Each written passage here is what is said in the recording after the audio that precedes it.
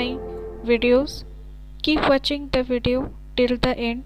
You will get more information about the ignouMeg exam and exam point of view. I will give some key points or key notes. You will note down in your notebook. Okay friends, already unit 1 of MEG 6 I have covered. Then I will go to unit 2. Okay, the Puritan concept already I have covered. In description box also I give the link of the video and you will go through it. Okay, so unit 2 we will go the consolidation and dispersal of the Puritan Utopia. Okay, Puritan concept already I have discussed, the Puritans and Anglicans concept. Okay, the consolidation and dispersal of the Puritan Utopia we will go. So what is the structure, objectives, introduction, the Puritan town as a projected communal utopia, unanimity as the motive for an integrated community, the emergence of trading interest as a factor undermining the unity within the Puritan settlements. So here is the main key points, that is the emergence of trading interest. Okay, so they came to America, the England people, to trade. Okay, for trading interest. Trading interest is the main key point. Okay, trading interest as a factor undermining the unity within the Puritan settlements. Okay, then Puritans against themselves, the beginnings of dissent within the fold of Puritanism. Let us sum up questions, suggested readings. Okay, then we will go objectives. The aim of this unit is to represent the structure of the Puritan town in New England as that of a projected communal utopia. Okay, it's a communal utopia. Utopia means it's a thinking. Okay, New England as that of a projected communal utopia. The focus of study will be the Puritan elite's effort to highlight the spirit of unanimity within the community in order to obscure the frictions and fractions that frequently threatened to disrupt its unity. Okay, the focus of study will be the Puritan elite's effort. Okay, Puritan elite's effort to highlight the spirit of unanimity within the community in order to obscure the frictions and fractions that frequently threatened to disrupt its unity. Okay, they were more united at that time. Various factors contributed towards the dissolution of the collective identity which the Puritans sought to assiduously to cultivate. Okay, assiduously to cultivate. Factors contributed towards the dissolution of the collective identity which the Puritans sought to assiduously to cultivate. Not the least of the factors was the emergence of trading interest, which involved attempts to link the economy of the Puritan town with that of the world beyond. Gradually, new and manifold forces of dissent started to operate from the margins against a mainstream notion of Puritanism. The unit will indicate the complex modes through which some of these forces succeeded eventually in diluting, if not destroying altogether, the utopian aspirations of the New England Puritans. The Puritan town as a projected communal utopia. The historian Robert Kelly has astutely stated, Virginians settled as individuals upon the land they received from the crown. New Englanders settled as communities upon land granted to each village by the General Court or the legislature of Massachusetts Bay Colony. Already I have discussed in Unit 1 the Massachusetts Bay Colony, the historian Robert Kelly, and the Virginia, okay, Virginia town, Massachusetts Bay Colony. Already I have discussed these two names. The historian Robert Kelly has astutely stated, in New England, the individuals got land only from villages and then only if they were members of that community. Okay, in New England, what was the situation? The individuals got land only from the village. Okay, so in New England, individual got the land only from the village, then only if they were members of that community. If they were the members, then they will get the land. That is, they would be looked over first by members of the village leadership to see if they were godly, if they were true Puritans. Okay, so the Puritans always demanded that they were the God gifted people. Okay, then they would sign the common agreement which the founders of the village had drawn up together at its founding. This covenant bound all people living in town to fear and reverence Almighty God and profess and practice one truth, the foundation whereof is everlasting love. So here is the main key point, is the Almighty God and profess and practice one truth, the foundation whereof is everlasting love.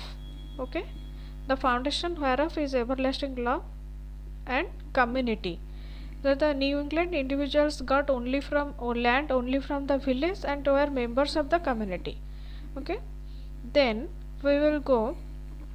Each town, the term refers to a large piece of territory, not just a village that it might be hundreds of thousands of acres in extent. The founding villages, however, turned their backs on that vast wilderness and formed compact village communities devoted to produce the perfect Christian life. All townspeople accepted the community's moral authority and discipline. Okay, so the Christian life and Jerusalem traditions they followed. Okay, the founding villages, however, turned their backs on their vast wilderness and formed compact village communities devoted to producing the perfect Christian life. Okay, so here it is the main point, the Christian life. All townspeople accepted the community's moral authority and discipline. According to the number of persons in each household, their social standing, and the usefulness in either church or commonwealth of their patriarch, Puritan life was profoundly rooted in male dominance. Okay, it's the patriarchal society at that time. Church or commonwealth was the usefulness in either church or commonwealth, and the patriarch Puritan life was profoundly rooted in male dominance. As echoed in the Old Testament, the town would grant so much pasture lands in the commons, so many strips of arable farming land, and so much woodland. Everything was done communally, just as each person's moral life was properly under the general observation of the overseeing group. So the cattle were grazed under the supervision of a common herdsman, and what was planted in the field was decided upon in common and plowed and harvested in the same way. So here it is the societal value at that time, as the commonness was found. Okay, so here you can find the commonness. Okay, as the everything was done communally. Okay, just as each person's moral life was properly under the general observation of the overseeing group. Okay, cattle were grazed under the supervision of common herdsmen. Okay, cattle were also grazed under the supervision of common herdsmen. Okay, cattle were grazed under supervision of common herdsmen. Now England towns were almost entirely self-governing, and no one in them had to pay quit rents to any overlord for their lands. In contrast, the colonies in the south, where annual quit rents had to be paid to the proprietors or to the crown. Land once granted to the individual farmers by the town was theirs in fee simple. They owned it absolutely. New England towns were almost entirely self-governing, and no one in them had to pay quit rents to any overlord for their lands. Okay, so land once granted to the individual farmers by the town was theirs in the fee simple. They owned it absolutely. Once land granted to individual farmers by the town was theirs in fee simple. Okay, they owned it absolutely. The Puritans were determined never to reproduce in their part of America the ancient course of tenant farming. Okay, so the Puritans were determined never to reproduce in their part of America the ancient course of tenant farming, which existed as the general rule in England, that is, the rule of manor lords who could raise rents and evict tenants at will. Just as Puritans wanted no bishops over their churches and their religious lives, they wanted no lords over their properties and their secular lives. Okay, so what was the reason? What was the reason the Puritans don't want don't want any lords? Because the Puritans wanted no bishops over their churches and their religious lives. They wanted no lords over their proprietors, over their properties and their secular lives. Okay, they are very open-minded people. Several days a week the townspeople would gather in the meeting house to hear sermons from their ministers. Okay, several days a week the townspeople would gather in the meeting house. So there was a meeting house in several days a week. Townspeople would gather in their meeting house to hear sermons from their ministers. Sermon means any statements or messages, that is sermons from their minister. Each congregation was an independent community. Okay, each congregation was an independent community. There is no hierarchy that bound them together with other congregations. The basis of admission to any congregational community.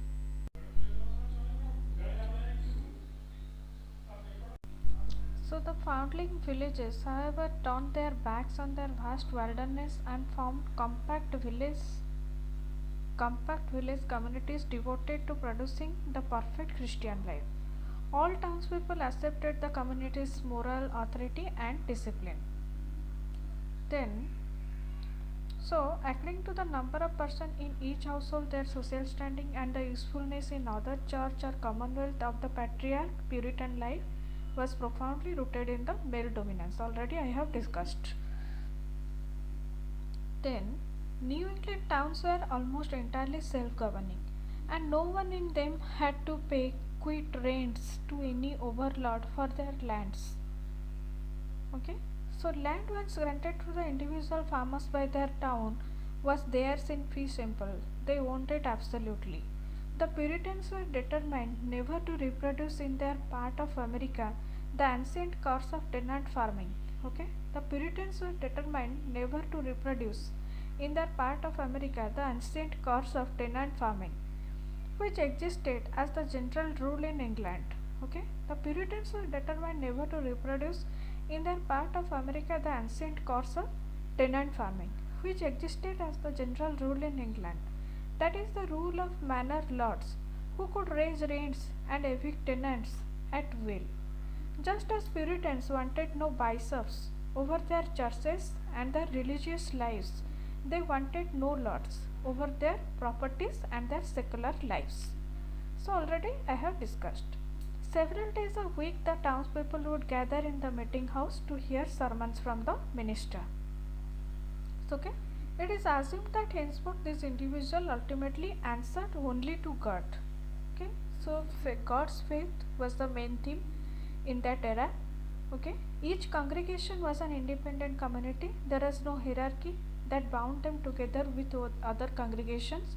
The basis of admission to any congregational community would be the ability of an individual to publicly and in detail describe the agony and the ecstasy of having gone through a salvation experience. Okay, the basis of admission to any congregational community would be the ability of an individual to publicly and in detail describe the agony and the ecstasy of having gone through a salvation experience. So congregationalism, in short, was a church of saints built around a vision of Christian perfection, visible faith and visibly faithful way of living.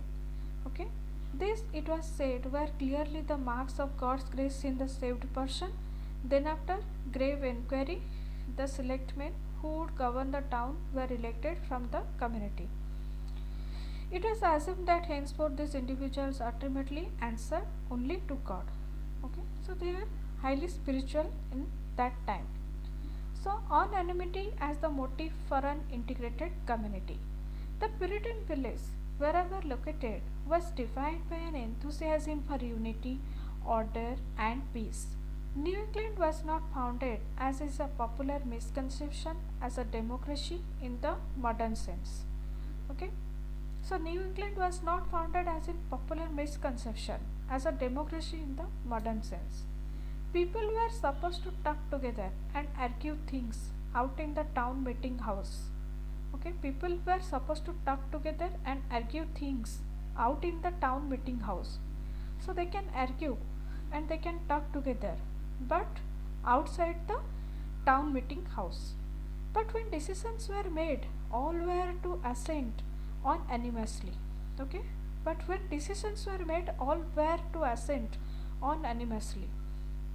In practice, Puritans accepted that certain individuals were more substantial and authoritative than others, and the board of selectmen elected from this elite was generally presumed to exercise a divine magistracy that should be obeyed dutifully. Okay, so in practice, Puritan accepted that certain individuals were more substantial and authoritative, and the board of selected men elected from this elite was generally presumed to exercise a divine magistracy. Okay, they were they were having a divine magistracy power that should be obeyed dutifully. Indeed, Puritans generally disliked what we would call democracy, which implies free and open criticism of leaders. Okay, indeed, Puritans generally disliked what we would call democracy, which implies free and open criticism of leaders and the organization of opposition to depose them. Indeed, Puritans generally disliked what we call democracy, which implies free and open criticism of leaders and the organization of opposition to depose them. The Puritans generally disliked that we would call democracy, which implies free and open criticism of leaders. Okay, these things they disliked. Which thing? The free and open criticism of leaders. Okay, so Puritans dislike these things: free and open criticism of leaders, of the organization of the organization of opposition to depose them. This was seen as running against the oneness desired by God and being disruptive of harmony. The idea of dissension, of a kind of party politics within the village community. Okay, the idea of dissension, of a kind of party politics within the village community, was beyond grasping or accepting as right. Okay, the idea of dissension, of a kind of party politics within the village community, was beyond grasping or accepting as right. Okay, the idea of dissension, of a kind of party politics within the village community, was beyond grasping or accepting as right. Were they not people of one God? Was there not one truth in all things? Unanimity, this was what New Englanders aimed for, and prized. Okay, so the unanimity, this was what New Englanders aimed for and prized. Okay, unanimity was their motto. Okay, here the main point is unanimity is their motto, was what New Englanders aimed for and prized. Okay, anarchy and chaos were feared. Okay, anarchy and chaos were feared. At that time, anarchy and chaos were feared. Okay, they fear anarchy and chaos. Okay, the bad things they fear. What did New Englanders think about the relationship between state and church? On the one hand, they rejected the idea that church and state should be unified, in the sense that they should be interwoven. Back home in Old England, the Church of England shared in the making of laws. Its bishops sat and still sit in the House of Lords, and it had a court system that could punish people by even incarceration for moral offences. Okay, England shared in the making of laws. They shared making of laws, and it had a court system. Okay, they could punish people by even incarceration for lords, and it had a incarceration for moral offences. The Puritans wanted none of this, and they gave their ministers no such functions or powers. However, Puritans were not what were the termed separatists, radicals, who demanded an absolute separation of state and church. Okay, however, Puritans were not what were the termed separatists or radicals. Okay, so separatists and radicals, who are they? Because separatists and radicals who demanded an absolute separation of state and church. So the Puritans differed in this case according to separatists and radicals. Rather, they believed that in a given country there should be a single state church supported by a public taxes to which all citizens of the country should belong. We must remember once more that the Puritans believed deeply in unanimity, in the whole community thinking and acting in unison in every respect. So they believe in unity. Okay, so they believe in unanimity, whole community thinking and acting in unison.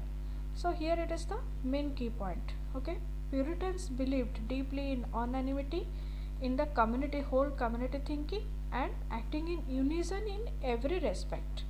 Then the emergence of trading interest as a factor undermining the unity within the Puritan settlements. So what are the emergence of trading interest and the factors that undermining the unity within the Puritan settlements? So let's discuss. The immediate task in New England was to find an economic basis for a new community. The money that emerging Puritans brought with them sustained Massachusetts through its early years. Okay. Then meanwhile a frantic search for force was underway. Then by 1640 this search has pushed settlements out to the Connecticut, South Island, Long Island and north to Merrimack River. Okay, Massachusetts Bay, Force and Merrimack River. Here it is the main key part. However, the supply of force in New England was limited. By 1660, the trade had dropped off steeply, and by 1675, it was virtually extinct. Worse yet, the outbreak of civil war in England in 1642 reduced immigration to a trickle, and with it, the flow of money from England. Thereafter, Massachusetts entered extremely difficult times. A lasting source of income was found in the rich fishing waters that lay off the coast of northern New England and Newfoundland. Steeped in minerals and nutrients, the mix of cold Arctic waters and Gulf Stream in this region generated a huge fish population and thereafter fertile fisheries. Okay, so fisheries was in demand, that is fertile fisheries. A lasting source of income was found in rich fishing waters that is lay off the coast of northern New England and Newfoundland. Okay, then that is the Gulf Stream, Arctic waters and Gulf Stream. Okay, mineral nutrients are abundantly found.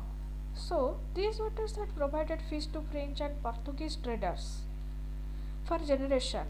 But after 1640, New Englanders moved in so vigorously that within 20 years they dominated the trade. The codfish became the Massachusetts symbol, for it provided the basis for a healthy New England economy. Okay, the codfish became the Massachusetts symbol.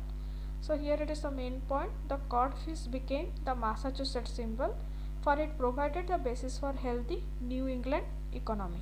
Okay, then the consequence was the emergence of an extensive, elaborate trading system in the Atlantic. Okay, based upon fish, lumber products, rum, wine, tobacco, English manufactured goods, and eventually slaves. It touched England, West Africa, the Caribbean islands, the southern colonies in America, and New England. Through this trade, New England became closely embroiled in the slave traffic. In 1643, the first New England vessel carried a cargo of black slaves to the plantations. Okay, the slave system was started in 1643. Okay, black slaves or Negro slaves. Okay, New England vessel carried a cargo of black slaves to the plantation. In which year? In 1643. So here it is the main key point. 1643, the first New England vessel carried a cargo of black slaves to the plantations. As this intricate new trading network emerged an ascendant class, the merchants arose in Massachusetts. The Puritan authorities were not traders, but were usually drawn from the lesser rural gentry in England. Okay, the Puritan authorities were not traders, but are usually drawn from the lesser rural gentry in England. They were firmly moved to the traditional medieval conception that business activities should be engineered so as to benefit the general community and not just particular individuals. Okay, the Puritan or the New Englanders were firmly moved to the traditional medieval conception that business activities should be engineered so as to benefit the general community. Okay, so trade should be good for general community, not just particular individuals. Controversy soon broke out in Massachusetts over whether merchants could raise the price of goods when the demands of the market allowed them to do so. Okay, so demand exceeded. So then the merchants of Massachusetts also raised their price of goods. The medieval injunction issued at a time of stable prices was that every article has a just tag. Okay, in medieval injunction issued at a time of stable prices was that every article has a just tag. Higher rates were nothing but exploitation of the buyer. Robert Kenny, a Boston merchant, who insisted on selling imported goods at higher prices than those decreed by the General Code, was tried and fined for his offense. Okay, Robert Kenny was a person or a trader, okay, so who increased the price of goods and fined for his offense. As trade enlarged, these early troubles evolved into a continuing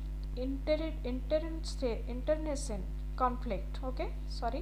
As trade enlarged, these early troubles evolved into a continuing internecine conflict between the Puritan authorities, backed by the rural villagers all over Massachusetts, and the increasingly assertive and aggressive merchants of Boston.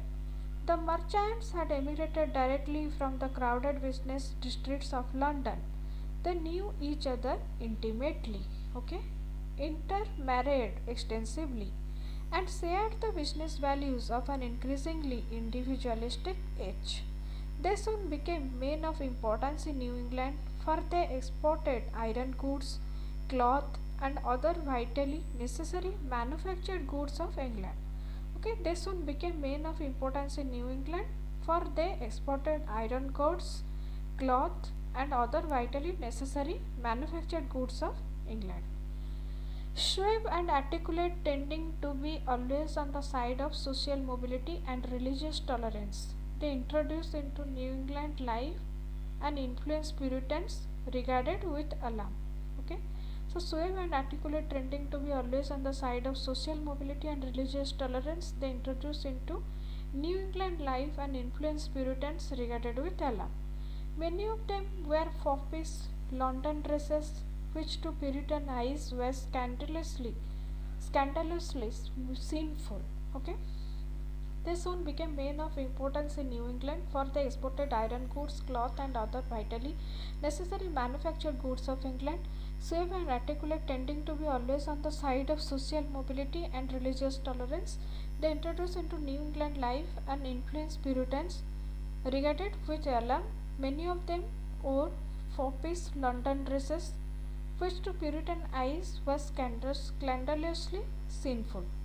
Many of them wear foppish London dresses, which to Puritan eyes was scandalously sinful. Atlantic trade routes. By 1660, New England's merchants were trading freely all over the Atlantic with France, Spain, and Holland, among other countries. After the restoration of monarchy, Charles II's government moved vigorously to pull the New England merchants back into line and to tighten the reins on the empire. So here Charles II government moved vigorously to pull the New England merchants back into line and tightened the reins of the empire. So here it is the main point. Charles to government. Charles to government. Okay. In the navigation acts, in the navigation acts, the royal authorities required that most colonial trade be channeled through England. This regulation brought loud complaints, but London was determined. Simultaneously, New England merchants began trooping to vital headquarters of government in London to complain of the harsh restriction imposed on them by the Puritan authorities in New England. Okay. They pointed to the laws against the residence of the strangers. Who pointed the law? The New England merchants began trooping to vital headquarters of government of London to complain of the harsh restriction imposed on them by the Puritan authorities. In New England, they pointed to the laws against the residence of the strangers and the requirement of a salvation experience as the basis for admission to the community. Few merchants were saved. Many indeed had converted to Anglicanism, especially since Anglicans were back in power in England. Moved by their complaints, London began in 1665 the first of several investigations into the problems of New England. To the royal authorities, Puritans were hardly objects of sympathy. Okay, as suspected persistence to the anti-royalist revolution in England, which had been responsible for the execution of Charles I, they were treated almost as traitors to the homeland. Thus, in 1684, not surprisingly, the English crown came out openly in favor of the anti-Puritan forces and pronounced Massachusetts a royal colony. From then on, the governor of Massachusetts was not elected locally from the Puritan gentry, but almost invariably chosen in London from among English politicians. From then on, the governor of Massachusetts was not elected locally from the Puritan gentry, but almost invariably chosen in London from among English politicians. The governor administered the colony in company with the powerful upper house of the legislature, the council, which was composed of the various officials of the Massachusetts government, themselves appointed by the governor. Okay. So the governor of Massachusetts was not elected locally from the Puritan gentry, but almost invariably chosen in London from among English politicians. Okay. Then they were often chosen from the merchant class, now completely victorious over the Puritans. At the same period, an Anglican church was opened in Boston, and all discrimination against Anglicans were removed. Okay, at the same period, an Anglican church was opened in Boston, and all discrimination against Anglicans were removed. The Bible Commonwealth had finally been undermined. Okay, so they were often chosen from merchant class, now completely victorious over the Puritans. Who? The governor of Massachusetts. Okay, so they are not locally chosen. So the locally chosen people, they are chosen by London from English politicians. Okay, so same period, Anglican church was opened in Boston, and all discrimination against Anglicans were removed. The biblical Commonwealth had finally been undermined. The Puritans against themselves, the beginnings of dissent within the fold of Puritanism. Okay, what are the Puritans against themselves? The beginnings of dissent within the fold of Puritanism. The dissensions within the Puritan fold were in part responsible for hastening the end of the projected Puritan Utopia in New England. In 1631, Roger Williams had arrived in Boston to be a minister. Okay, 1631, Roger Williams had arrived in Boston to be a minister. He was soon preaching that no church, not even New England's congregational church, should be supported by general taxation, nor should everyone be required to attend it. In 1631, Roger Williams had arrived in Boston to be a minister. Okay, so who has arrived in Boston to be a minister in 1631? In 1631, Roger Williams. Okay, 1631, Roger Williams had arrived Boston to be a minister. He has soon preaching that no church should be supported by general taxation, nor should everyone be required to attend it.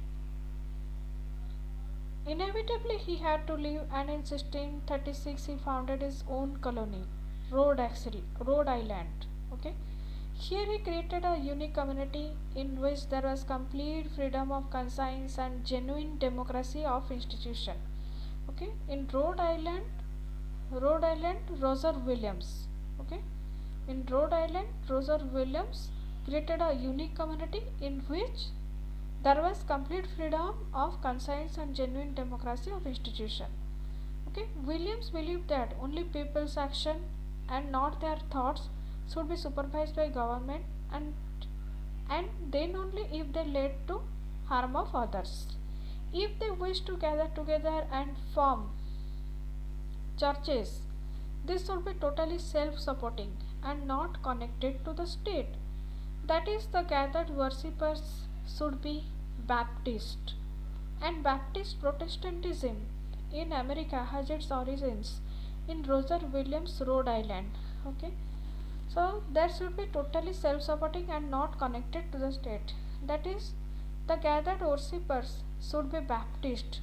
The Baptist Protestantism in America has its original in Roger Williams, Rhode Island. Okay, Baptist Protestantism in America has its origins in Roger Williams, Rhode Island.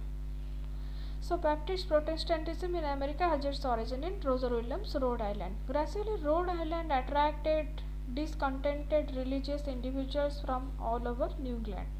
Okay, gradually Rhode Island attracted discontented religious individualists from all over New England.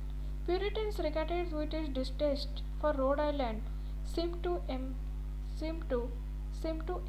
emblematize a licentiousness and a lasciviousness that they found hard to accept. Okay, gradually Rhode Island attracted discontented religious individuals from all over New England. Puritans regarded it with distaste, for Rhode Island seemed to emblematize a licentiousness and lasciviousness that they found hard to accept. The secular heterodoxy represented by Annie Hutchinson, however, was even more startling. Born in 1591, Annie immigrated to the Massachusetts Bay Colony in 1634, when she and her husband joined the Puritan minister John Colton and his followers in the fledgling colony. In New England, the outspoken Annie, who had been deeply influenced by her father, a preacher imprisoned several times for his opposition to the established church, quickly ran afoul of the colony's basic distrust of women. When she realized that women were to be excluded from colonial affairs, she began holding meetings for women to discuss both religious and secular matter. Who? The Annie Hutchinson. Okay, here is the Annie Hutchinson is your main point, who worked for women to discuss both religious and in secular matters. Her strongly expressed belief in the individual soon attracted the merchants of the colony, who also chafed under the authoritarianism of the Puritan regime, clerical as much as lay. Annie and her acolytes consistently came into confrontation with the authorities, opposing war with the Indians, fighting against the concept of Eve-induced original sin, upholding the separation between the church and state. So, Annie and her acolytes consistently came into confrontation with the authorities, opposing wars with the Indians, fighting against the concept of Eve-induced original sin, upholding the separation between church and state. By 1637, Annie had a larger appeal than Governor John Winthrop.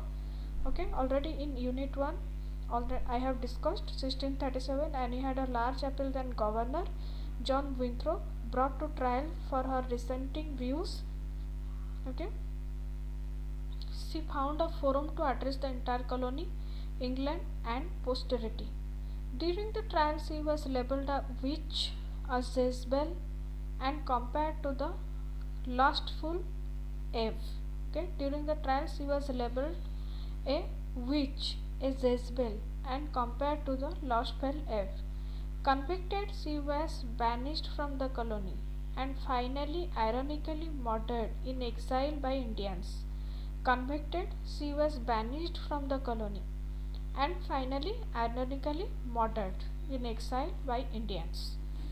So let us sum up. In this unit, I have tried to highlight the structure of the Puritan town in New England as that of projected communal utopia. The utopian projection is seen as an attempt on the part of the Puritan elite to gloss over differences and dissensions that existed within their community. A major factor of disruption of the integrity of the Puritan community streamed out of the community's opening up to trading interest and thereby inevitably to the world outside itself. Slowly but steadily, this induced divisive elements to assert themselves against a hegemonic interpretation of Puritanism. Okay. An account of these elements, which ultimately dispersed the Puritan consolidation, is also approved in this unit. Okay. So already unit 2 is covered.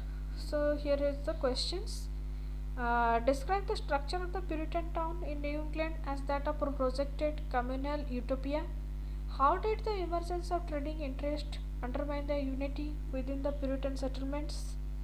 Discuss the cases of Roger Williams and Annie Hutchinson as types of dissent of emerging against the hegemonic interpretation of Puritanism in New England.